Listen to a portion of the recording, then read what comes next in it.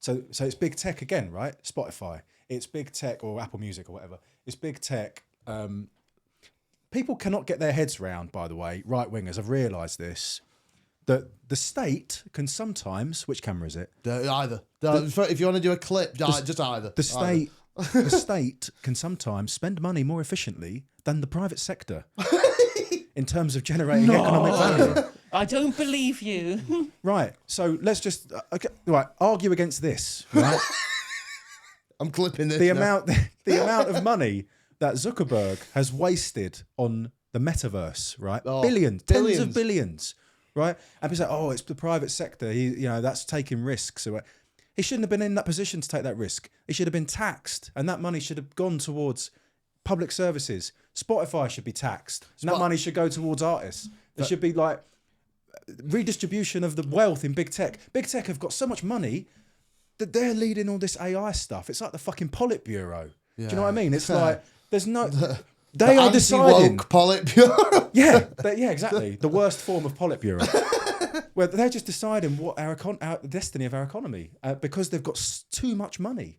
And like it's insane. You sort of the right wingers haven't they kind of cottoned onto the power without understanding the material relationships. Exactly. So like when the right wingers go around about like the World Economic Forum and they think, oh, it's this secret cabal of communists trying to make you eat the bugs, and I'm just like, no, it's capitalists doing capitalism, right? Yeah. Like it's the World Economic Forum isn't a secret like cabal. It's just like a lobbying institution. It's just a huge one where all of the biggest corporations are there. Like corporations aren't like a manifestation of socialism. They're a manifestation of corporate captured capitalism. Oh well, that's just corporatism. That's not real capitalism. It's all capitalism. That's how capitalism functions, right? Like unless you actually want to strip the state back completely, go full Murray Rothbard, in which case the corporations will lord over you anyway because they have all the power, right? They will buy the politicians if you give them the chance. The only way you can stop that is by actually having a state that can stand up to them. And in the world where the billionaires are essentially deciding the current administration of the United States should be this fucking belligerent imperial power, like explicitly rather than implicitly through hard rather than soft power. Like if you want to protect your country, the one thing that you can do is have a very strong state that will stand up to billionaires. If you don't do that, you will become a cuck. Like you will just get cucked out. And that's what the World Economic Forum exists to do. Like when Russell Brand goes about how they're penetrating into the democracy. Well, like, you're penetrating something, Russell. It shouldn't be. True, right? And it's right. Allegedly. Allegedly. He's trying to say like this is somehow abnormal. I'm like, no, this is normal politics, right? Just because it's out in the open, because they think that the little people are so insignificant, are so stupid, are so like not paying attention that they can just openly say we are controlling governments through lobbying and through policy. Like, well, they were implicitly doing that before. You know, it's not a conspiracy theory. I know that you grew up with capitalism being a good thing, and it got you like a cheap house and then accelerated in value before now, but beforehand, the gargantuan monolith of corporate capitalism was only eating the assets of the poor. Now it's eating the assets of the aspirational class, the middle class. Suddenly they can't like understand in their brain how the political and economic system that they bought into for so long can break. And they can only understand that as a manifestation of sabotage rather than as the natural progression materially of how that ideology works out, right? Like if you're bought into capitalism, you think that it's perfect. If it works for you. If it's not working anymore, it must have been failed, which means there must be a bad actor somewhere. But the kind of archetype or the thing that they would always look at as evidence that what they believed in was, you know, the right thing to believe in was America. Was to say like, well, America, they've got a growing economy, and you know that there's the American dream, and the S&P 500 is always going up all the time, right? And then they would say, well, that's because of free market policies, right? But completely ignoring the economic imperialism, completely ignoring the cultural imperialism, stealing resources from abroad. But it's cultural imperialism as well, though, because it's like when you speak to. The amount of times where somebody's like sort of gone abroad, somebody speaks like they've learned English through American TV. They've learned all this kind of, and like the difference even from when, you know, 10 years ago, first I went to Belgrade, and then barely anyone if they were over 30, they couldn't speak English as a rule, basically, or very limited. And now you go back to the same sort of place. I've been, you know, and everyone speaks English because it's just the media and everything is all So, and it's all obviously owned by American fucking companies, owned by American tech overlords. So it's like I think the point of it was always to Spotify was never to like democratize music, or to like, you know, oh, so you don't have to pay a tenner for a CD that might be shit, you might never listen to it again. It was, the point of it was to harvest the data and everything, and just be the fucking thing in Independence Day that hovers above the sky. But like as well, like what you were saying with the conspiracy people, right? That energy of all that, like, because obviously Epstein stuff. And there's now like very obviously sort of, obvious that he was a paedophile, that Trump is a paedophile. I mean, it was obvious that Jeffrey Epstein is a paedophile, obviously. But the QAnon sort of people, that's all got to go somewhere. That like, and now I agree.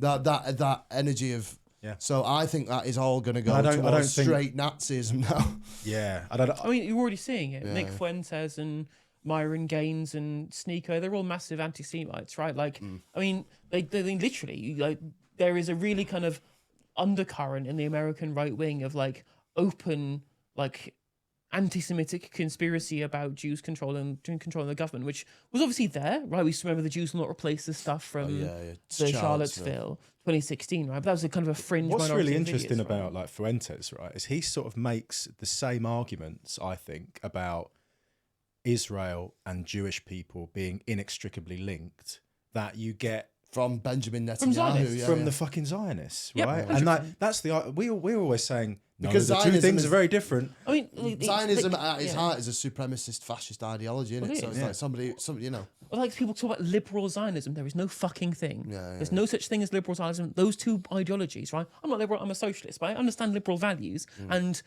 I would rather have liberalism than Zionism and fascism, but you can't link these things together. I guess what you can have is the liberal rules-based order Zionism, because liberal to them means the West, not a set of values about individual liberty and what, et cetera, et cetera. It's kind of like LGBT settler colonialism, I think. That's literally, kind of what literally. But where it's like the great thing about like they said this about Brexit, like, oh well, you know, it's the beginning of the end of the EU that held Europe without a war for. And it was saying when Russia invaded Ukraine, Europe was without a war for 50 years. What happened in fucking Bosnia, pal? That's not. What's that? There, that's in Europe, mate. So on that point about Fuentes, like it's the dual loyalty trope in reverse, right? It's the dual loyalty trope, but make it woke. Where it's literally, it's just like, oh no, but you can't stop these things. Woke anti-Semitism. So I mean, like, I've grown up, you know, with family friends who are Jewish and who are very pro-Israel, and I've known them all my life, and some of the things obviously have said about what's been happening in Gaza and my views on Israel generally, you know, means that they don't talk to me anymore, right? But that's because to them, and that kind of those Zionist Jews, they would sort of describe their Zionism as part of their religion, I think wrongly. I know. Who am I to say, you know, how someone practices their religion or whatever? But I think it's so dangerous to say all Jews think like those Jews. 100%. They just don't. Well, that's why they're doing it. Thing is, right? Yeah. Even if like Zionism was part of the religion, obviously we know that it's not. It's it's what 20th century movement basically. It was late 1800s that it came into being. It's been a part of that religious movement for 2%, 3%, whatever of the long lifetime of the history of the Jewish people. But even if it was part of the religion, who cares? I don't care, right? In the same way that it's wrong, then, that Catholic integralism is like intensely homophobic. We all know that homophobia is wrong.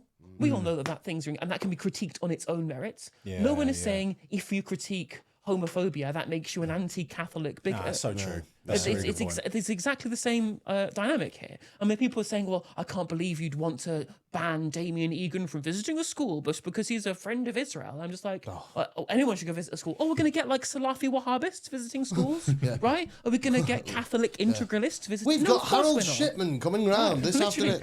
Why does Zionism as a political ideology have this like defensive bubble? They'll probably be our outer children. Of course, it is just Salafi Wahhabism, but paint it Western, right? But that's what I never understood is like the way that they have.